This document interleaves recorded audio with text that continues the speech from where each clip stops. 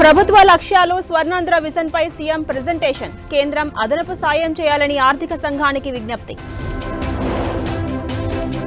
అమరావతిపై కొందరు అపోహలు సృష్టిస్తున్నారు. భూ సమీకరణపై నిర్ణయం తీసుకోలేదన్న నారాయణ. ఏపీ లిక్కర్ స్కామ్ లో రాజ్ కసిరెడ్డికి సిట్ నోటీసులు. ఈ నెల 19న విచారణకు రావాలని పిలుపు.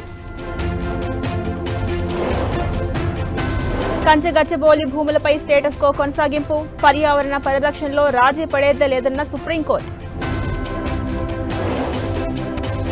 తొలిసారి ఇతర రాష్ట్రాల్లో సింగరేణి తవ్వకాలు. ఒడిశా నైని గనిలో బొగ్గు ఉత్పత్తిని ప్రారంభించిన భట్టి.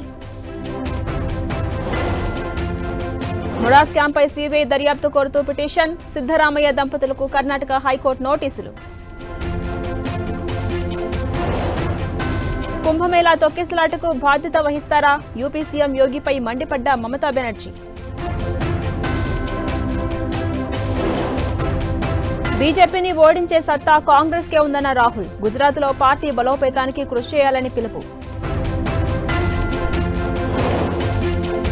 సుప్రీంకోర్టు తదుపరి చీఫ్ జస్టిస్ గా బీఆర్ గవాయ్. మే 13న రిటైర్ కానున్న ప్రస్తుత CJI Sanjeev Khanna.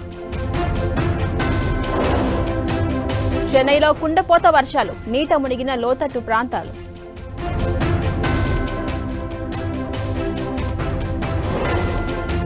America China మధ్య ముదురుతున్న టారిఫ్ వార్. డ్రాగన్ పై సుంకాలు 245% పెంచిన ట్రంప్.